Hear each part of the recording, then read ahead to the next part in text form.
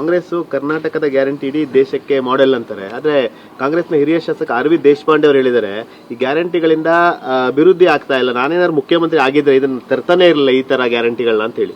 ಅದಕ್ಕೆ ಅವರು ಮುಖ್ಯಮಂತ್ರಿ ಮಾಡಿಲ್ಲ. ಅರವಿಂದ್ ದೇಶಪಾಂಡೆ ಅವರು ಒಬ್ಬರೇ ಹೇಳಿಲ್ಲ, ಭಾಳ ಮಂದಿ ಶಾಸಕರು ಹೇಳಿದ್ದಾರೆ.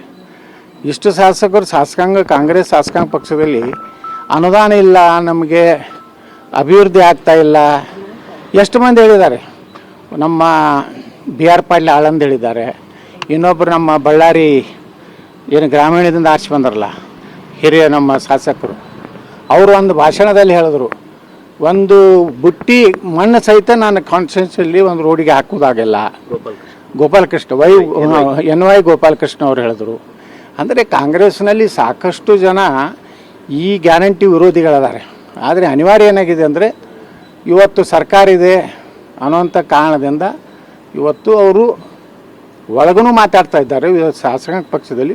ಈಗ ಒಬ್ಬೊಬ್ಬರು ಹಿರಿಯ ನಾಯಕರು, ಯಾಕಂದರೆ ಅರವಿಂದ್ ದೇಶಪಾಂಡೆ ಅಂತ ಒಬ್ಬ ಹಿರಿಯ ನಾಯಕರು ಮಾತಾಡಬೇಕು. ಅವರು ಅಂಥವ್ರು ಹಿರಿಯರಿಗೆ ಏನು ಯಾರಿಗೂ ಹಂಚಬಾರ್ದು, ಹೈಕಮಾಂಡ್ಗೆ ಎದಕ್ಕೆ ಹಂಚಬೇಕು. ಈಗ ನನಗೆ ಯಡಿಯೂರಪ್ಪ ವಿರುದ್ಧ ಮಾತಾಡೋದು ಕುಚ್ಚಾಟೆ ಮಾಡೋದು, ನಾನು ಈಗಾದರೂ ಹಂಚೋದಿಲ್ಲ. ಹೈಕಮಾಂಡ್ ಎಲ್ಲರೂ ಯಡಿಯೂರಪ್ಪನ ಮನೆಗೆ ಹೋಗಂದ್ರೆ ಹೋಗೋದಿಲ್ಲ. ಯಡಿಯೂರಪ್ಪನ ಬಿಟ್ಟು ಮಾತಾಡ್ತಿದ್ರೆ ಹೈಕಮಾಂಡ್ ಜೊತೆ ಚರ್ಚೆ ಇಲ್ಕಂದ್ರೆ ಇಲ್ಲ. ಹಿಂಗೆ ಕೆಲವೊಂದು ಹಿರಿಯ ನಾಯಕರು ಮಾತಾಡ್ಲಿಕ್ಕೆ ಚಾಲೂ ಮಾಡಿದ್ರೆ ಒಂದು ಪಕ್ಷ ಸುಧಾರಣೆ ಆಗ್ತದೆ.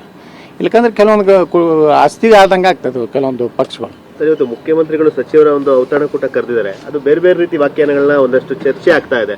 ಬಿಹಾರ ಚುನಾವಣೆಗೆ ಫಂಡಿಂಗ್ ವಿಚಾರದಲ್ಲಿ, ಬಿಹಾರ ಚುನಾವಣೆಗೆ ಫಂಡಿಂಗ್ ಬೇಕಾಗಿದೆ. ಪಾಪ ಅವನು ಯಾರು ಚಿತ್ರದುರ್ಗ MLA ಏನೋ ಸಂಗ್ರಹ ಮಾಡಿಟ್ಟಿದ್ರು, ಅದನ್ನೆಲ್ಲ ED ಅವ್ರು ತೊಗೊಂಡು ಹೋದರು. ಈಗ ಮತ್ತೆ ಏನು ಮಾಡ್ರಪ್ಪ ಎಲ್ಲರೂ ನೀವು 50 ಕೋಟಿ ಕೊಡು, ನೀ 100 ಕೋಟಿ ಕೊಡು.